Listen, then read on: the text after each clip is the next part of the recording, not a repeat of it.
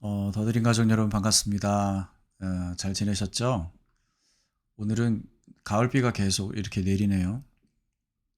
오늘 같은 저녁은 이 공부하기가 참 좋은 상황, 환경입니다.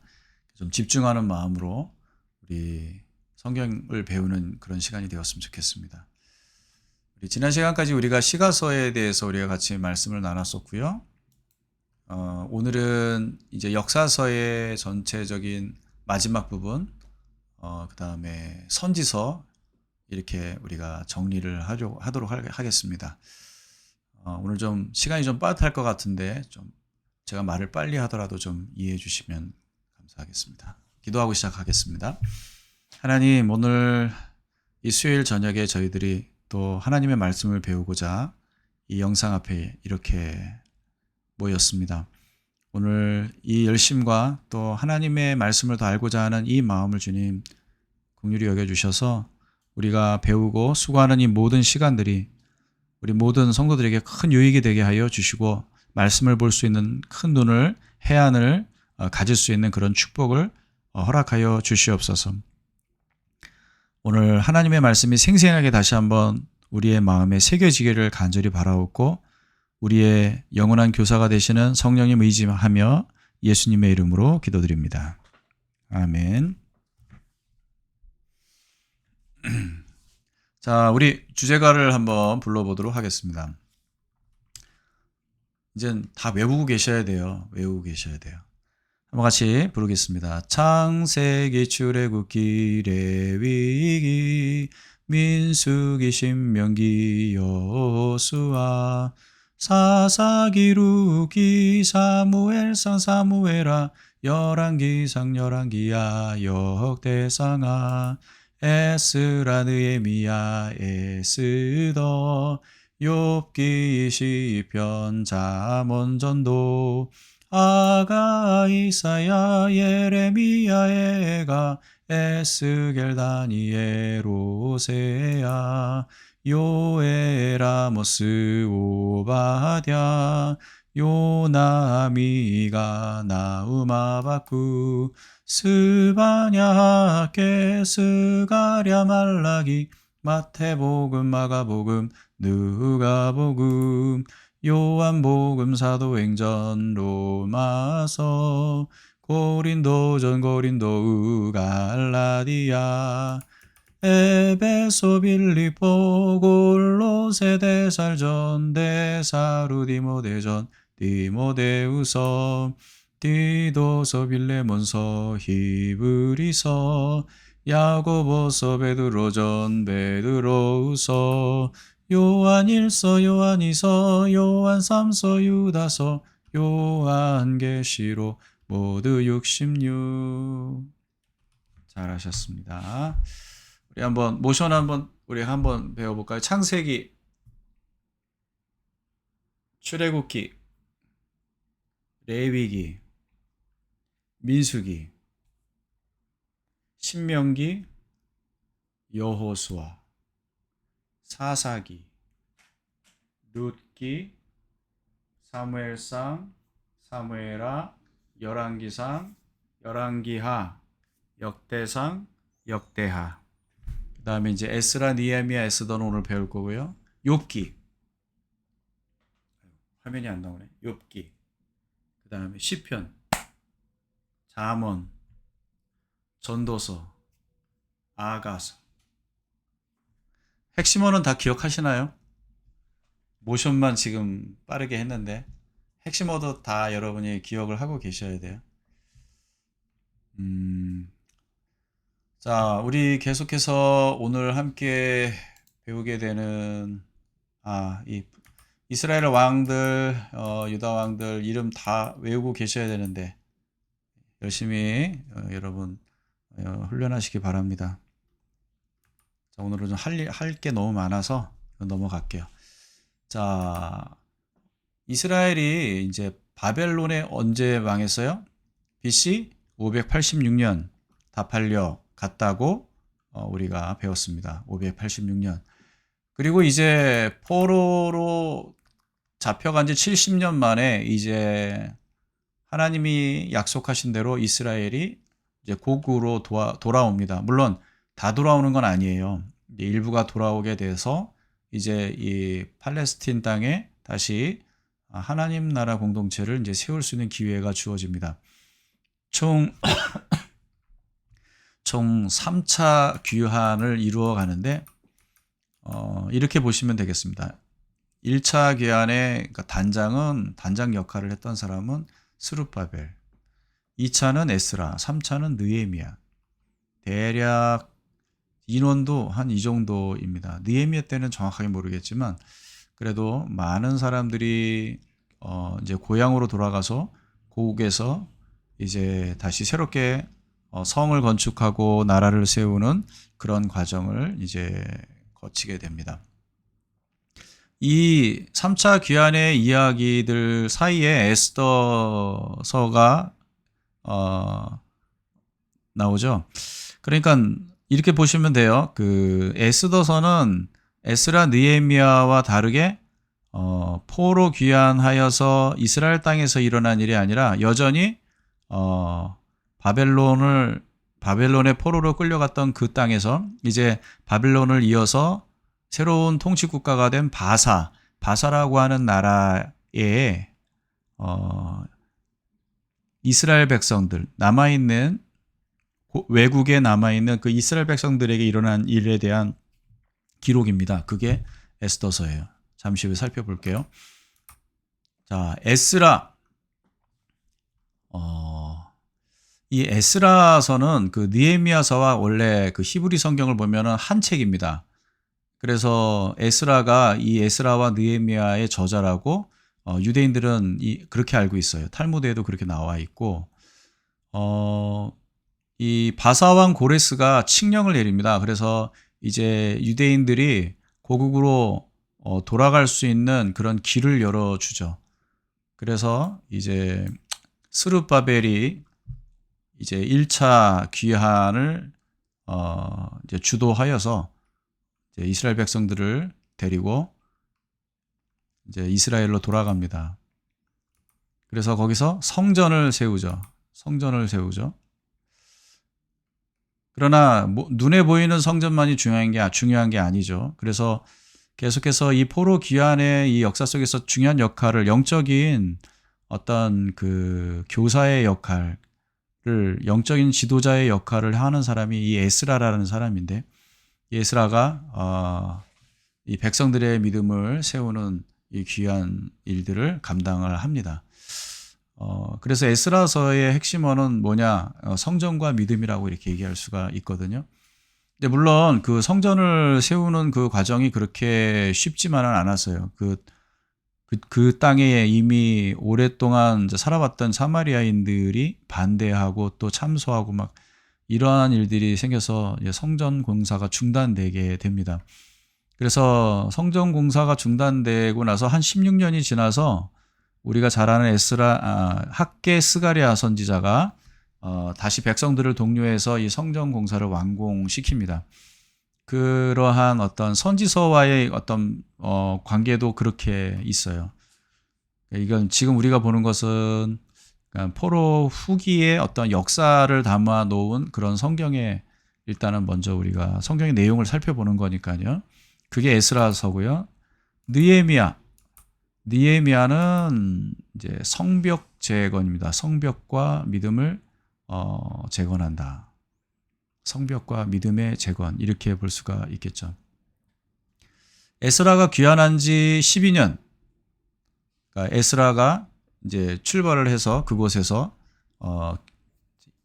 일을 이룬 지 12년. 그 다음에 스룹바벨이 귀환한 지는 한 90년. 그러니까 그 정도의 시간이 지난 후 느헤미야가 이제 3차 그 포로 귀환을 이제 이룹니다. 그래서 느헤미야는 가서 뭐 했냐? 성벽 재건을 했어요. 그러니까 느헤미야가 듣기로는 지금 너무나도 어렵고 지금 피폐한 상황이라는 사실을 이제 보고받게 되죠. 그래서 그런 상황을 보고 가슴이 아파서 기도하면서 하나님께서 인도하시는 대로 이제 다시 한번 내가 가서 그곳에 무너진 성벽을 다시 건축해야겠다 하는 그런 어떤 비전을 갖고 이 일을 진행합니다. 그래서 아주 탁월한 리더십을 발휘해서 이스라엘의 성벽을 즉각적으로 재건을 했을 뿐만 아니라 또 에스라를 초대해서 이 백성들의 믿음이 회복될 수 있도록 또 부흥회를 열죠. 그게 이제 그 수문학 광장에서의 놀라운 그 부흥이 이 느헤미야에 이제 기록이 되어져 있는데요. 그래서 이 느헤미야의 이야기는 성벽의 재건과 믿음의 회복 이렇게 우리가 볼 수가 있습니다. 메시지 한번 읽어볼까요? 순종하는 믿음을 통해 우리는 극복할 수 없는 것처럼 보이는 반대와 장애를 극복하고 하나님의 뜻을 이룰 수 있다. 그 다음에 이제 에스더서입니다. 에스더서는 심각한 위기, 위대한 구원. 에스더서는 잘 알다시피 이제 그 그러니까 페르시아예요. 페르시아에 남아있는 이스라엘 백성들이 겪게 되는 커다란 위기가 있었는데 어떻게 그 위기 속에서 하나님이 에스더를 통해서 이스라엘을 구원하셨는가를 보여주는 그러한 이야기가 에스더서에 담겨져 있습니다. 이 에스더라는 말은 페르시아어고요. 이 에스더의 원래 히브리어 이름은 하다사입니다. 여러분, 성경에 여자의 이름으로 성경책 이름이 명명된 게 두 구원이 있어요. 룻기와 에스더, 그렇죠? 그런데 두 여인의 공통점은 룻기는 이방 여인인데 이제 유대인과 결혼을 했고요. 그래서 하나님의 뜻을 이루는 귀한 사명을 감당할 수 있게 되었고, 에스더서는 유대인인데 이방인 왕과 결혼을 해서 또 그곳에서 하나님의 귀한 사역에 쓰임을 받게 되는 거죠. 이 에스더의 남편이 되는 왕의 이름이 성경에는 아하수에로라고 나오는데 이게 이제 고고학적인 어떤 그 고증을 통해서 발견된 그 증거에 의하면 이 아하수에로 왕은 크르크세스라는 왕이에요. 페르시아의 크르크세스라는 왕인데 여러분이 그 영화에 보면은 그 옛날에 그런 영화 있어요. 그 300이라는 영화가 있어요. 그게 이제 그 그리스와 그 페르시아와의 전쟁을 배경으로 하는 이야기 아닙니까? 거기에 그 아주 독특하게 생긴 그 페르시아 왕이 나오거든요. 여러분 보셨나요? 나는 관대하다라고 말하는 왕이 있어요. 많은 패러디가 있었는데 그 왕이 바로 에스더의 남편이에요. 크르크세스. 그냥 뭐 여러분이 기억하시라고 한번 그런 에피소드가 있다는 얘기를 말씀드리는 거고요. 그러니까 하나님은 그 이스라엘 백성들이 외국에 있든지 아니면은 이스라엘 땅에 있든지 그들의 하나님이신 것을 보여주고 계세요. 그게 에스라, 느헤미야, 에스더의 이야기가 아닌가. 그래서 에스더서는 보전. 이 세 권을 한번 제가 모션을 말씀드릴게요. 에스라는 가서 뭐 했어요? 에스라는 스룹바벨이 1차, 그 다음에 에스라가 가서 뭐 했어요? 2차 성전을 세우려고 했어요. 그렇죠? 에스라, 오케이. 그 다음에 느헤미야는요 성벽을 재건했어요. 이렇게. 왜 이렇게 하냐면 여러분 담벼락에 딱 올라가려고 할 때 이렇게 손으로 담벼락을 딱 끝을 딱 잡잖아요. 그리고 이렇게 내다보잖아요. 그런 이미지를 상상하시면 되겠습니다. 느헤미야, 에스라, 느헤미야. 그 다음에 에스더는요 심각한 위기, 하늘로부터 심각한 위기가 재앙이 지금 백성들에게 임하는 상황인데 하나님이 그들을 구원하셨어요. 위기, 구원. 이걸 그래서 보존이라고 하죠. 보존 이렇게 하면 되겠습니다.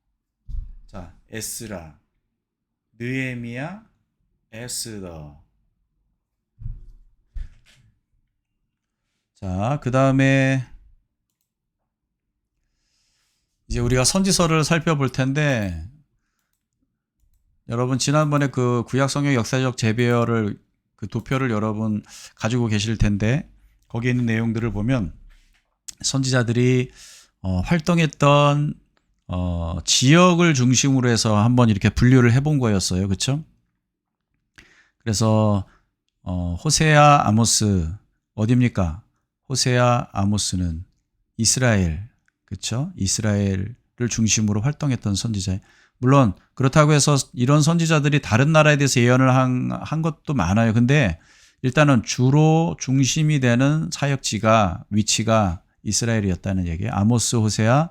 그다음에 오바댜는 어디예요? 에돔.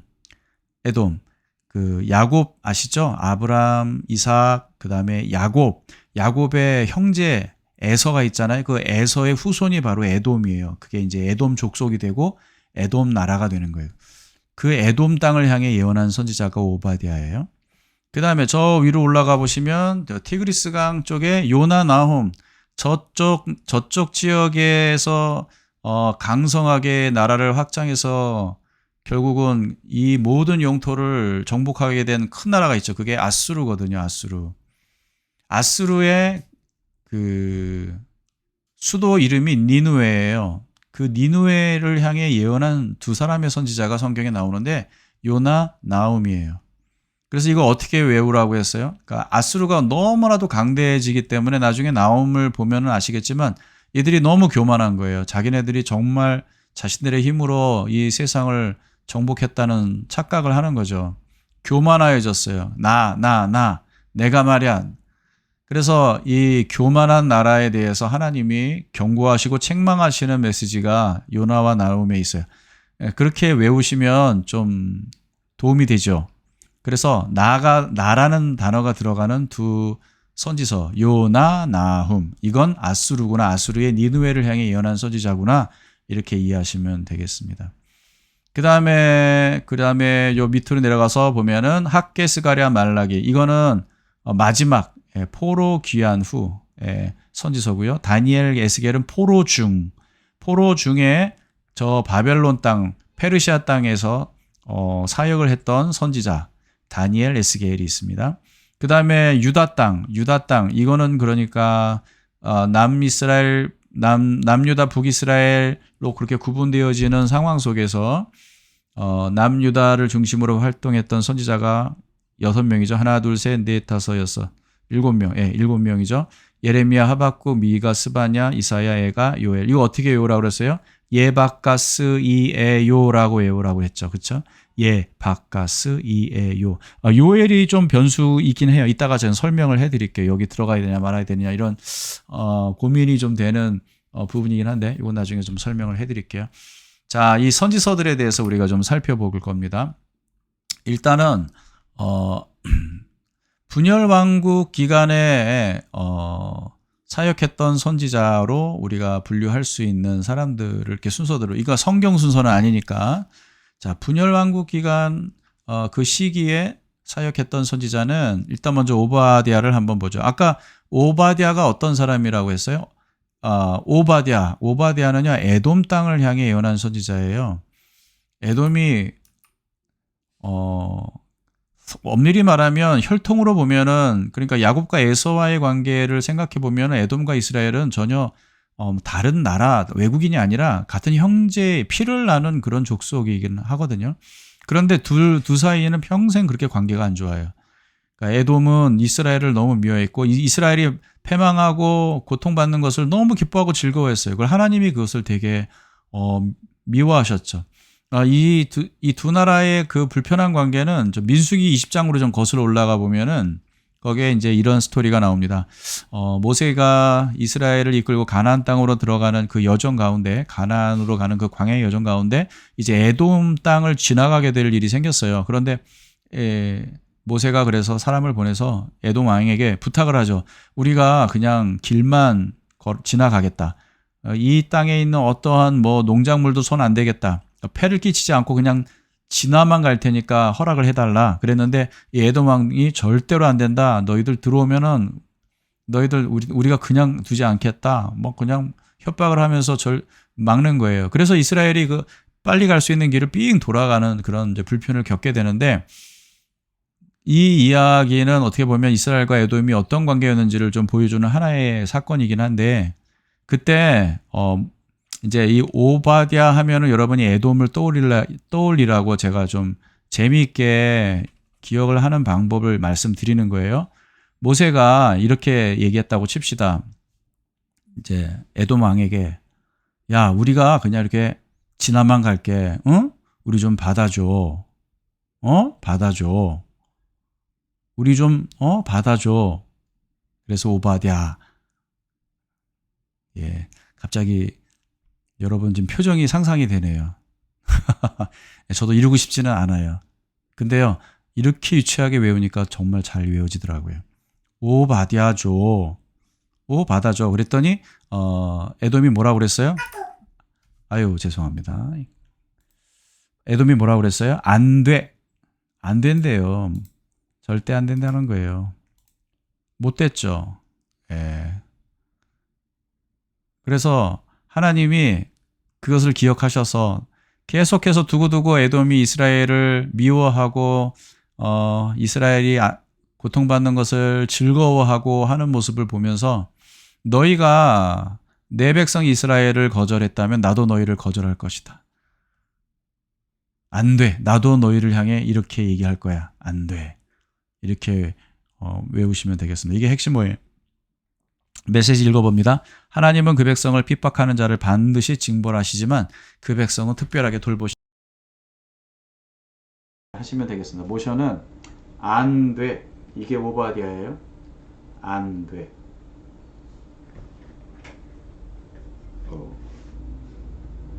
하나, 둘, 셋. 네. 마이크. 안 돼. 안 돼. 오케이. 그 다음에 요엘서. 이 요엘서가 여기에 들어가야 되느냐, 이제 뭐 여러 가지 그 조금 신학자들의 이견이 좀 있어요. 이게 말라기와 동시대로 보기도 하거든요. 뭐 어찌됐든 간에 이게 시대를 좀 정확하게 측정하기가 어려운 성경이긴 한데 여기에 놓기도 합니다. 그러니까 일단은 우리가 내용을 좀 살펴봅시다. 요엘은요, 주님의 날에 대한 이야기를 많이 해요. 이 주님의 날이 무슨 날이냐? 그것은 심판의 날이죠. 심판의 날. 그런데 심판의 날이기만 하느냐? 만약에 이 심판의 날이 올 때 너희들이 마음을 짓고 회개한다면 어떻게 될까? 하나님은 다시 너희들에게 회복을 허락하실 것이다. 그러니까 항상 이 선지서의 특징은 그거예요. 심판의 날을 예고해요. 앞으로 계속 그럴 거예요. 심판의 날을 예고하는데 그것은 무슨 말입니까? 이제 앞으로 경고잖아요. 경고. 그 경고를 왜 하는 거예요? 듣고 돌이키라고. 이게 선지서의 특징이거든요. 그러니까 하나님이 경고하세요. 너희들 이렇게 가면 이렇게 될 거야. 경고하시면은 그 경고를 하시면서 하나님이 기대하시는 것은 그러니까 돌아서라는 말이라는 거죠. 예, 이 이중적인 메시지가 항상 있어요. 이 선지서에는. 이 요엘서도 마찬가지입니다. 죄의 심판으로 인한 심판의 날이 오기 전에 마음을 짓고 회개하라. 회개하면 하나님께서 우리를 다시 회복시켜 주실 것이다. 그리고 이 요엘서에는 얼마나 희망의 메시지가 있어요. 여러분이 잘 아는 내가 내 영을 만민에게 부어줄 것이다. 너희 자녀들이 장래일을 말할 것이다. 뭐 이런 메시지 있잖아요. 꿈을 꾸며 뭐 젊은이는 이상을 보며 뭐 이런 이야기들. 이게 요엘서에 있는 말씀 아닙니까? 주의 날. 근데 이 주의 날을 어떤 이미지로 어떠한 이미지로 우리 가르쳐주면 메뚜기. 이건 하나님의 재앙과 심판을 아이고 테스팅 하나 둘 셋 잘 들리시죠? 이게 지금 마이크가 자꾸 인식이 됐다가 끊어졌다 해요. 근데 지금 제가 잘 나왔겠죠? 예, 믿고 메뚜기가 주의 날, 그러니까 하나님의 심판의 날을 상징하는 이미지가 된단 말이에요. 이 요엘서에서는. 그래서 어떻게 이 모션을 하냐면 이렇게 하시면 됩니다. 이렇게. 자, V를 이렇게 정면으로 하지 마시고 살짝 꺾으세요. 이게 뭐예요? 메뚜기의 더듬이에요. 메뚜기. 요엘. 오케이. 그 다음에 우리 요나 보겠습니다. 요나. 요나는 여러분 너무 잘 아시죠? 뭐 이 얘기는 그래서 뭐 길게 설명 안 하겠습니다. 이 요나는 여러분 하나님께서 이 구약 성경에서도 이미 열방에 대한 선교의 개념이 이미 나와 있어요. 하나님은 이미 하나님의 그 계획 속에 열방을 품고 계세요. 근데 이스라엘 백성들은 그걸 모르는 거죠. 하나님의 마음을 모르니까 자기네들만 하나님의 백성이고 이방인들은 다 이거 짐승, 개, 돼지만도 못한 존재들이다. 이런 오해를 가지고 있는 거예요. 하나님은 이 요나서를 통해서 뭘 얘기하세요? 아수르, 이 북이스라엘을 멸망시킨 아수르 땅, 그 땅을 향해서도 하나님은 긍휼한 마음을 갖고 계시다라는 거예요.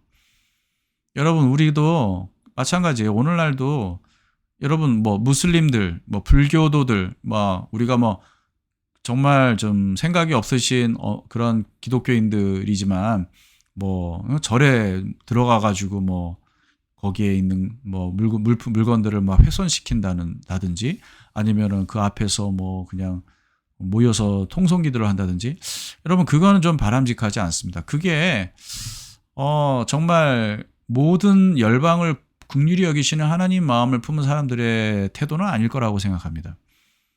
이 세상에 많은 종교들이 있고 또 우리가 믿는 신앙을 거부하는 사람들도 있지만 그들 또한 하나님의 구원이 필요한 그리고 하나님이 긍휼히 여기시고 사랑하시는 백성들이에요. 그래서 우리가 그들을 대할 때 사랑으로 긍휼로 대하는 것이 필요해요. 이 요나서는 우리에게 그것을 얘기해 주는 거예요. 한번 메시지 읽어봅시다. 하나님은 이방인들이 멸망치 않고 구원받기를 바라신다. 예, 얼마나 간절히 원하십니까? 그렇죠? 물고기.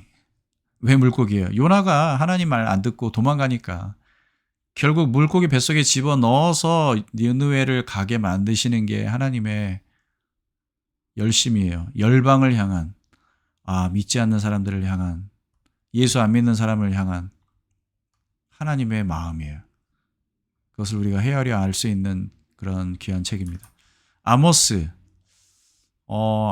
이 아모스는 어떻게 보면 이스라엘 내에 첫 번째로 활동을 하는 선지자가 될 수가 있는데 요나는 해외에서 활동을 했었으니까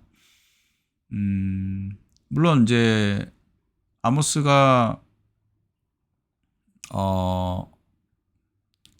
목동 출신이죠.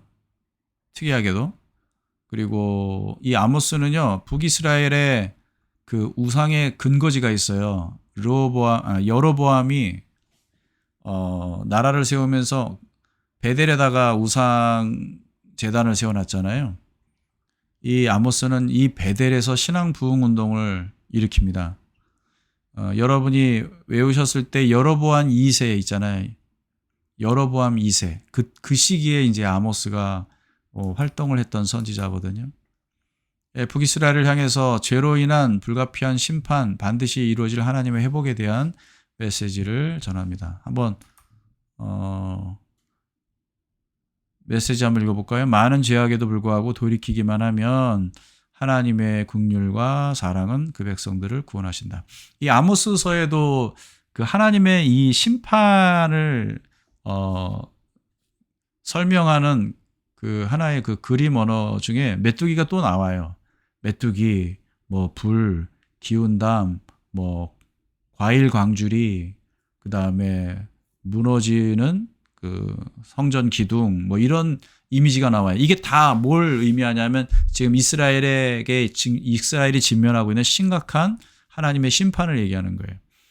특별히 그 기운담이라는 것은 이 이스라엘의 상태를 가장 잘 묘사해주는 아모스의 표현인데, 여러분 그 담이 이렇게 기울어지잖아요. 이게 똑바로 안 서 있고 이렇게 기울어질 때 어떻게 해요? 기울어질 때 시골 같은 데 가면은 여기다가 이렇게 기둥을 받쳐 놓는다고, 이렇게 더 쓰러지지 말라고. 그런 모습 본 적이 있는지 모르시겠어요? 이게 이스라엘의 형국이라는 거예요. 기울어져 가지고 곧 무너질 것 같은 상황이란 말이에요. 그러니까 어떻게 하라는 거예요? 돌이켜야 된다는 거예요. 이 많은 죄악이 결국은 너희들을 무너뜨리게 할 것이다. 하나님의 심판의 불이 임할 것이다. 그러니 너희들 돌이켜라. 지금 그 얘기를 하고 있는 거예요. 기운담. 이게 아모스예요. 아모스. 이거는 모션도 이렇습니다. 요나 얘기 안 했죠. 요나는 모션 쉬워요. 자, 물고기를 만드세요. 이렇게 물고기. 요나. 아모스.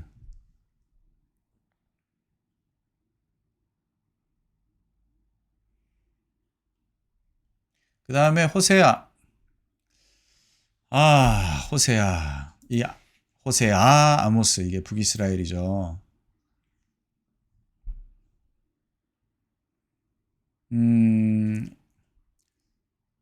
호세아는 이렇게 한마디로 말하면 그냥 살아있는 삶의 메시지를 전한 선지자였다.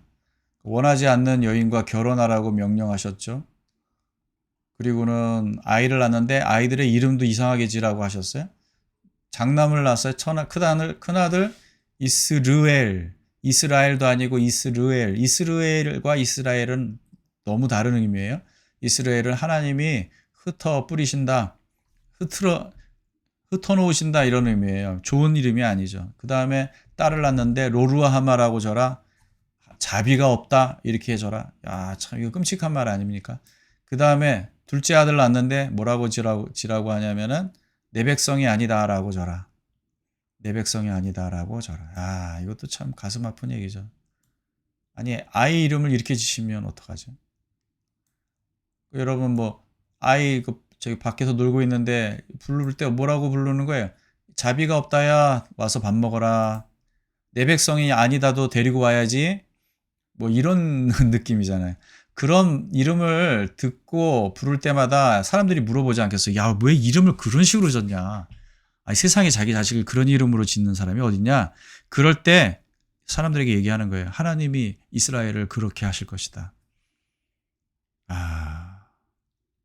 참 호세아는 참 선지자 중에 뭐 좀 많이 불쌍한 선지자가 아닐까 그런 생각이 좀 들기도 합니다. 어찌됐든 호세아를 통해서 하나님이 말씀하시는 건 뭐예요? 음란한 아내와 신실한 남편. 호세아와 호세아의 아내를 보고 얘기하는 거죠. 고멜, 그렇죠? 그런데 그게 결국은 하나님과 이스라엘의 관계라는 거예요. 그걸 말해주고 있는 거예요. 음란한 백성과 신실하신 하나님. 메시지는요. 이스라엘은 그 죄로 인해 심판을 받아야 하지만 하나님의 사랑의 신실하심 때문에 결국은 회복된다. 결국 계속 심판과 회복의 메시지가 같이 나오죠. 이게 선지서의 특징이라고요. 빗나간 사랑, 그렇죠? 이건 하나님과 이스라엘의 사랑의 그 시선이 다른 거예요. 그러니까 하나님은 이스라엘을 보고 있는데 이스라엘은 딴 데를 보고 있어.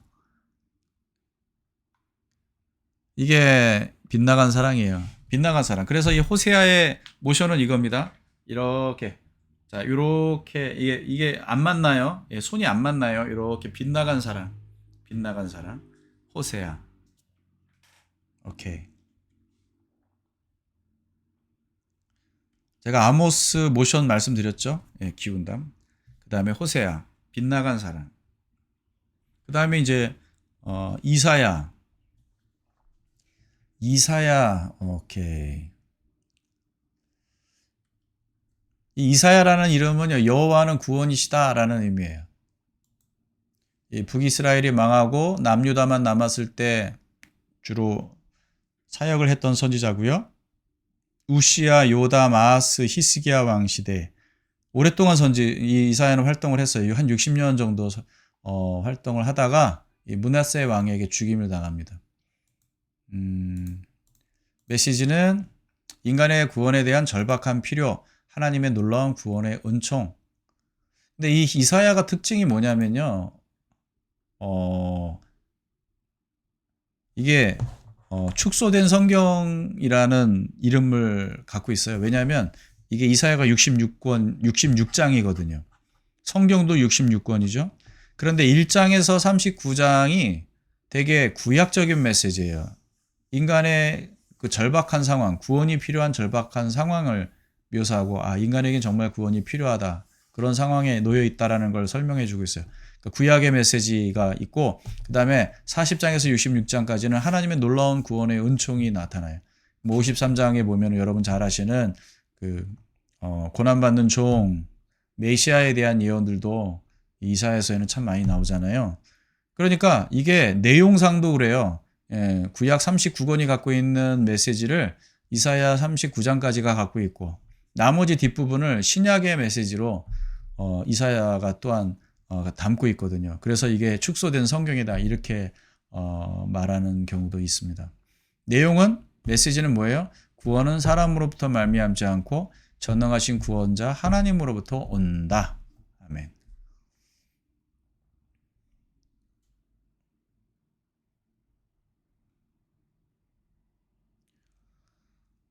이사야는 아주 중요한 성경, 구약에 뭐 다 중요하지만 이사야는 참 중요한 성경이다. 그렇게 볼 수가 있습니다. 그 다음이 미가서인데요. 이사야와 동시대에서 사역했던 선지자예요. 이사야는 좀 이렇게 귀족들, 왕족들을 중심으로 사역을 했죠. 근데 미가는 그 시대에 평민들을 대상으로 사역을 했습니다.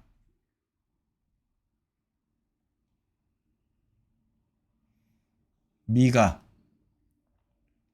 심판의 메시지, 약속의 메시지, 용서의 메시지.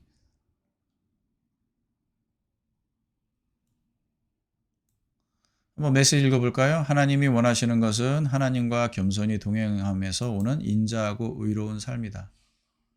특별히 미가는요, 그 당시에 그 종교 지도자들에 대해서 아주 심각한 메시지를 전합니다. 왜냐하면 이제 사회 지도자들이 주로 많이 부패해 있었기 때문에 하나님이 도대체 너희들에게 원하는 게 뭐냐? 천천의 수양이나 만만의 재물, 강수 같은 기름이겠냐? 아니다.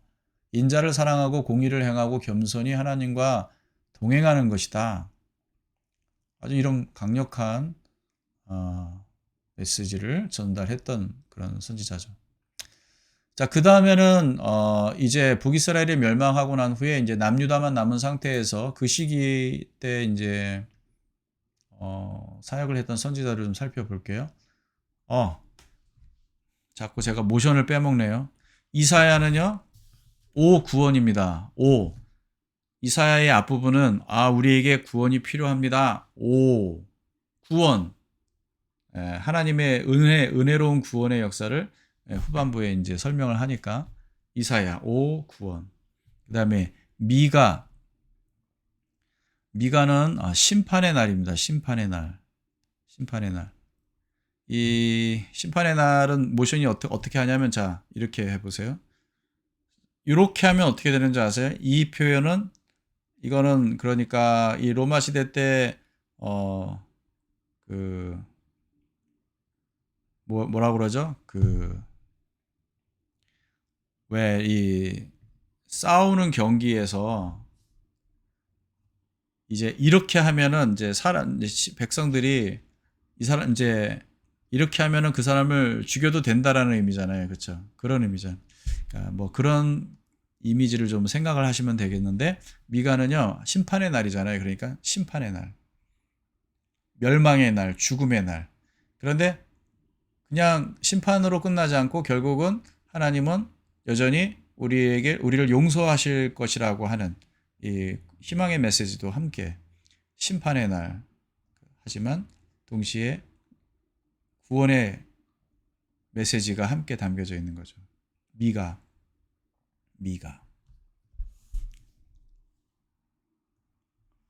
와, 오늘 여기까지밖에 못 하겠는데요. 그렇죠? 더 하고 싶지만 시간이. 자, 여기까지 하고요. 우리 한번 앞에 우리가 했던 것들을 한번 좀 정리를 해봅시다.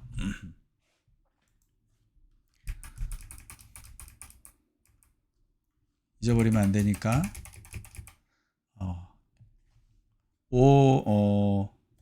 노래를 한번 불러볼게요.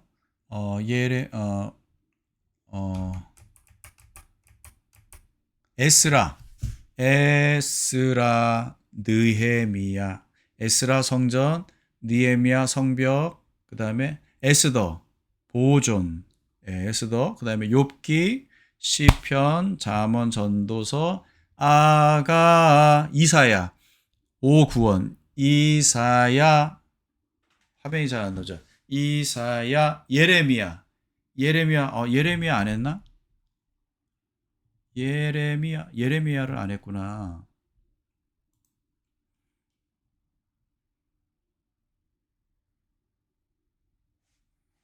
예레미야를 설명을 안 했네요. 자, 예레미야를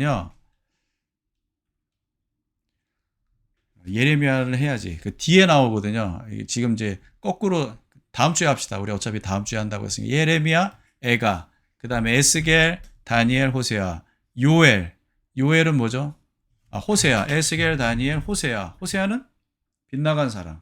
요엘, 메뚜기. 요엘, 아모스, 기운담. 오바댜, 안 돼. 오케이?